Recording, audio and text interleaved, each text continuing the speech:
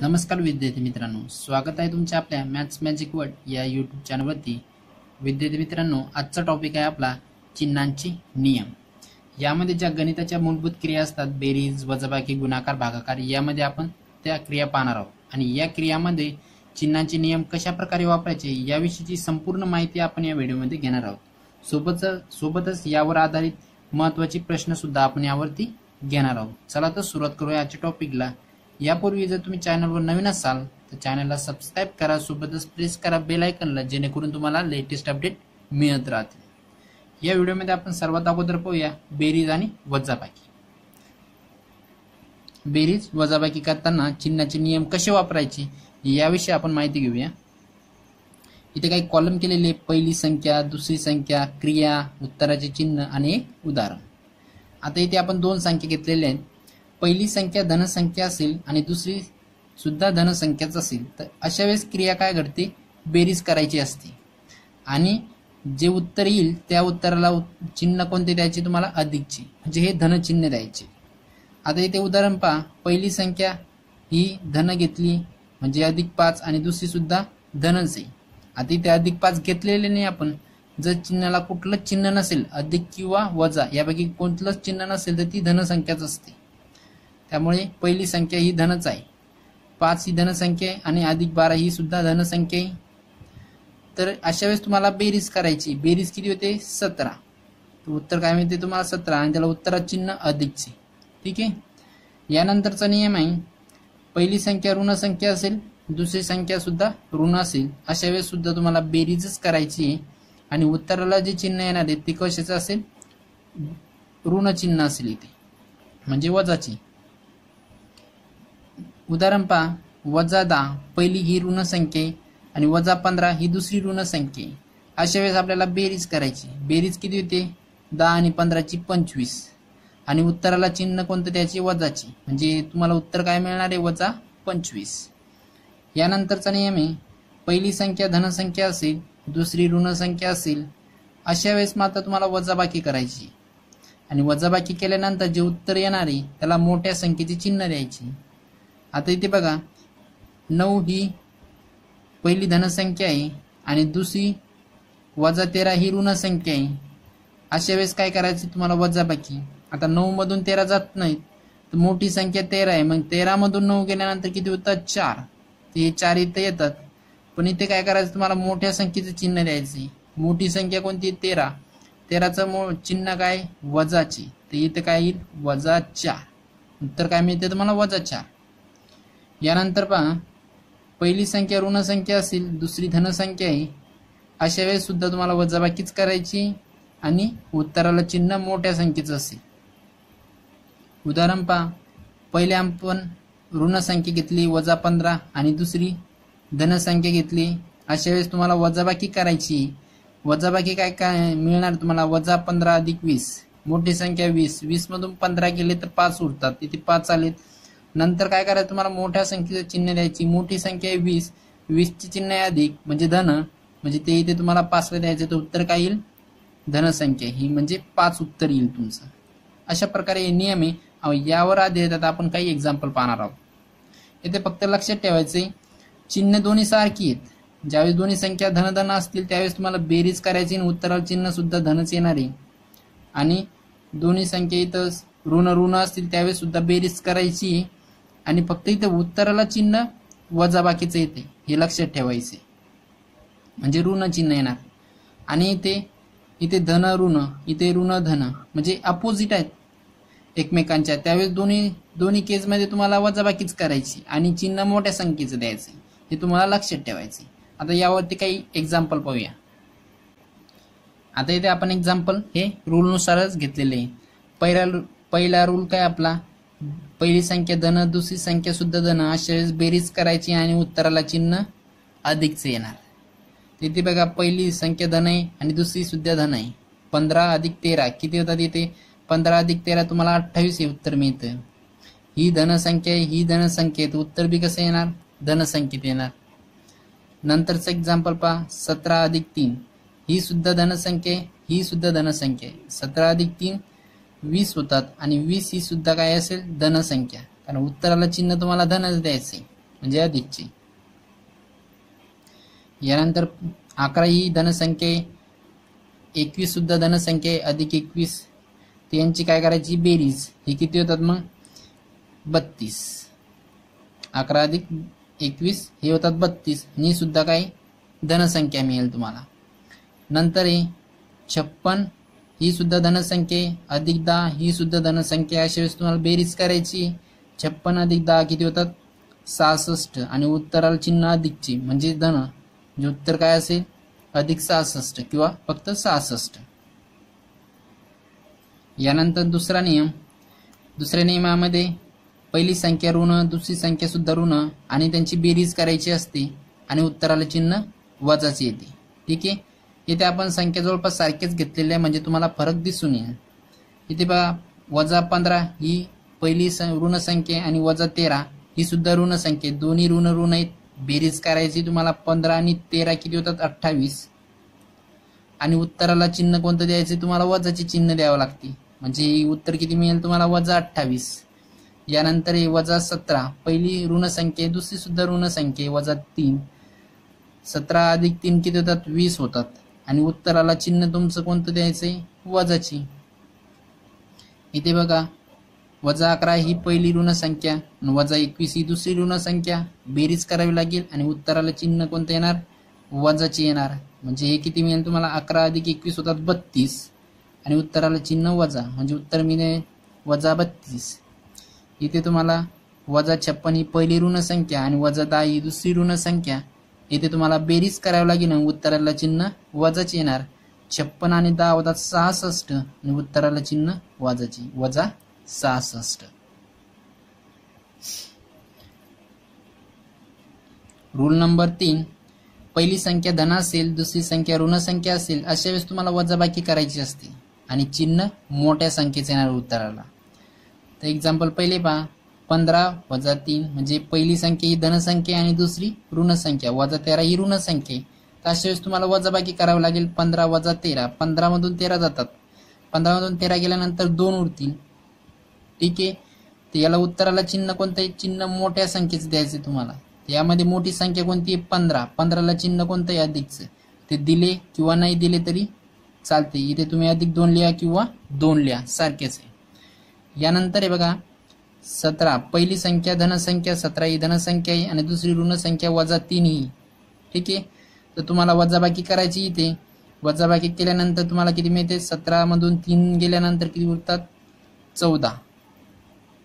17 मधून 3 गेल्यानंतर 14 उरतात आणि मोठ्या संख्येचं चिन्ह द्यायचे तुम्हाला. इथं मोठं चिन्ह अधिकचे म्हणजे धन म्हणजे अधिक 14 हे तुमचं उत्तर असेल किंवा तुम्ही फक्त त्याला 14 सुद्धा लिहू शकता. यानंतर आहे बघा 11 - 21. 11 ही धनसंख्या आहे आणि -21 ही ऋण संख्या आहे. इथे काय करावं लागेल तुम्हाला वजाबाकी करायची. आता 11 मधून 21 जात नाहीत. आता मोठी संख्या कोणती 21 मग 21 मधून 11 गेल्यानंतर किती उरतात इथे उरतात 10. हे तुमचं उत्तर. पण उत्तराला चिन्ह कोणतं द्यायचंय मोठ्या संख्येचं. मोठी संख्या कोणती 21. 21 ला कोणतं चिन्ह आहे वजाचे मग इथे काय येईल -10. उत्तर काय असेल -10. इथे पहा 56 ही पहिले धनसंख्या आहे आणि दुसरी काय ऋण संख्या आहे ती किती -10. इथे काय होणार आहे वजाबाकी होईल. वजाबाकी झाल्यानंतर किती होतात 56 मधून मोठी संख्या 56 आहे मग 56 मधून 10 गेले किती उरतात येते 46 उरतील आणि चिन्ह मोठ्या संख्येचे द्यायचे उत्तराला. मोठी संख्या कोणती 56 तर उत्तराला चिन्ह कोणतं असेल अधिकची. अधिक 46 लिहा किंवा 46 लिहा दोन्ही सारखेच आहे. आता यानंतरचा नियम आहे चौथा नियम आणि शेवटचा. पहिली संख्या ही ऋण संख्या असेल आणि दुसरी धनसंख्या असेल अशा वेळेस सुद्धा वजाबाकीच करायची आणि उत्तराला चिन्ह मोठ्या संख्येचं असेल. उदाहरण पहा -15 ही पहिली ऋण संख्या आणि अधिक 13 ही धनसंख्या दुसरी संख्या. ठीक आहे. अशा वेळेस तुम्हाला वजाबाकी करायची. आता -15 अधिक 13 15तून 13 गेले तिथं वजाबाकी करावं लागेल म्हणजे तर 15तून तुम्हाला 13 वजा करावं लागतील. मोठ्या संख्येतून लहान संख्या वजा करावं लागत असते. 15तून 13 गेल्यानंतर 2 उरतात इथे. पण इथे काय करायचं तुम्हाला मोठ्या संख्येचे चिन्ह द्यायचंय. मोठी संख्या आहे 15 आणि 15ला चिन्ह आहे वजाचे म्हणजे उत्तर काय येणार तुमचे -2. यानंतरचं एक्झाम्पल पहा पहिली संख्या ऋण संख्या आहे -17 आणि दुसरी आहे धन संख्या +3, अशा वेळेस तुम्हाला वजाबाकी करायची आहे. आणि इथे तुम्हाला सर्वात मोठी संख्या आहे 17, 17तून 3 जातील, मग 17तून 3 गेल्यानंतर इथे 14 येत आहेत. पण चिन्ह कोणतं द्यायचंय? मोठ्या संख्येचं. मोठी संख्या कोणती आहे? 17. 17ला कोणतं चिन्ह आहे? वजाची. इथे उत्तराला चिन्ह वजा. उत्तर काय मिळेल? -14. उदाहरण क्रमांक 3. पहिली ऋण संख्या आहे -11 आणि दुसरी धन संख्या आहे +21. काय करायचंय तुम्हाला? वजाबाकी करावी लागते अशा वेळेस. आता वजाबाकी इथे मोठी संख्या 21, 21 मधून 11 गेल्यानंतर 10 उरतात. 10 लिहिले आपण. आणि नंतर काय करायचंय? मोठ्या संख्येचं चिन्ह द्यायचे. मोठी संख्या कोणती? 21. 21ला कोणतं चिन्ह आहे? अधिकचं. इथे काय होईल? +10 लिहा किंवा 10, हे तुमचं उत्तर असेल. नंतर इथे पहिली संख्या ऋण संख्या आहे -56 आणि दुसरी धन संख्या +10. अशा वेळेस सुद्धा वजाबाकी करायची. वजाबाकी किती होणार आहे? आता सर्वात मोठी संख्या 56. 56 मधून 10 गेल्यानंतर किती होतात? 46. आणि चिन्ह मोठ्या संख्येचं. मोठी संख्या कोणती? 56. 56चं चिन्ह कोणतं आहे? वजाचे. ते काय होईल? -46. अशा प्रकारे तुम्हाला बेरीज आणि वजाबाकीचे नियम वापरायचे आहेत. आता पाहूया गुणाकार आणि भागाकाराचे नियम. गुणाकार व भागाकार करताना चिन्हाचे नियम. पहिल्या कॉलममध्ये पहिली संख्या, दुसऱ्या कॉलममध्ये दुसरी संख्या आणि सर्वात शेवटी उत्तराचे चिन्ह. समजा पहिली संख्या धन असेल आणि दुसरी संख्या सुद्धा धन असेल, अशा वेळेस गुणाकार असेल किंवा भागाकार असेल, हे नियम दोन्हींसाठी पण आहे. गुणाकारासाठी आणि भागाकारासाठी दोघांसाठी हे नियम चालतात. पहिली संख्या धन असेल, दुसरी धन असेल, तर अशा वेळेस उत्तराचे चिन्ह सुद्धा धनच असणार. दुसरा नियम पहा, पहिली संख्या ऋण असेल आणि दुसरी संख्या सुद्धा ऋण असेल, तर अशा वेळेस उत्तराला चिन्ह हे धनच असेल, म्हणजे अधिकचे असेल. तिसरा नियम, पहिली संख्या धन असेल आणि दुसरी संख्या ऋण असेल, पण अशा वेळेस उत्तराचे चिन्ह हे ऋण असेल, म्हणजे वजाचे असेल. इथे पहा, पहिली संख्या ऋण संख्या असेल, दुसरी धन संख्या असेल, अशा वेळेस सुद्धा उत्तराचे चिन्ह ऋणच असणार. इथे पहा, ज्यावेळेस चिन्ह समान आहेत त्यावेळेस तुम्हाला उत्तराचे चिन्ह अधिकचेच मिळणार. इथे पण वजा वजा आहे तर इथे अधिकचे मिळत आहे. फक्त इथे चिन्ह वेगवेगळी आहेत, म्हणजे एकमेकांच्या विरुद्ध आहेत, त्यावेळेस तुम्हाला चिन्ह कोणतं मिळणार? उत्तराला वजाचे. दोन्ही कंडिशन मध्ये हे तुम्हाला लक्षात ठेवायचे. आता यावरती आधारित एक्झाम्पल पाहूया. आता पाहूया एक्झाम्पल. यामध्ये आपण गुणाकार आणि भागाकाराचे दोन्ही सोबतच एक्झाम्पल घेतलेले. अगोदर गुणाकाराचे घ्यायचो आणि नंतर भागाकार. आणि यामध्ये आपण सारख्याच संख्या वापरलेल्या आहे, म्हणजे यामुळे तुम्हाला फरक चांगल्या प्रकारे दिसून येईल.